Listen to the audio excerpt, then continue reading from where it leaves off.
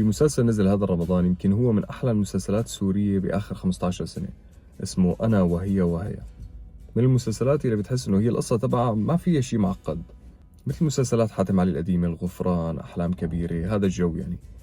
بس الإبداع بتلاقيه بالخلطة، الإخراج مع التأليف مع الممثلين مع الأحداث مع الشخصيات مع الحوارات مع الموسيقى، كلهم هدول هيك مخلوطين مع بعض، عاملين عن جد تحفة فنية غير شكل. المسلسل من إخراج المخرجة نور أرناؤوط. أنا هي المخرجة الصراحة أول مرة أشوف المسلسل، بس إذا استمرت على هذا المستوى عن جد رح تعمل أعمال تاريخية. يعني تاريخية يعني قصدي أعمال إنه أسطورية، يعني مو شرط إنه أعمال تاريخية إنه سيف وكذا وحرب، كمان يمكن تعمل أعمال تاريخية سيف وكذا يعني.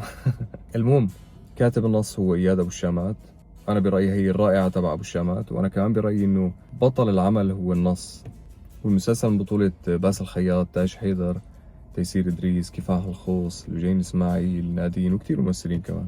طبعا ما راح نلحق نحكي عن كل الممثلين لأنه كلهم أبدعوا، بس خصوصي باسل خياط. يعني أنا برأيي باسل خياط بهذا الدور ختم الموضوع خلاص. يعني هو رتب المحل، شطفه كذا، سكر، عمل حاله وراح على البيت. فالعمل كتير حلو، اللي ما شافه عن جد لازم يشوفه، واللي شافه يكتب لنا رأيه بالتعليقات إذا حبه ولا لا، بس بدون ما تحرقوا أحداث على العالم. يعني ما تقولوا إنه والله باسل الخياط بيموت آخر شيء، يعني ما تنزعوا على حدا. يعني عم مزح معكم يا زلمة، باسل الخياط ما يموت بآخر مسلسل، تاج حيدر بتموت. وبس هي يلا سلام.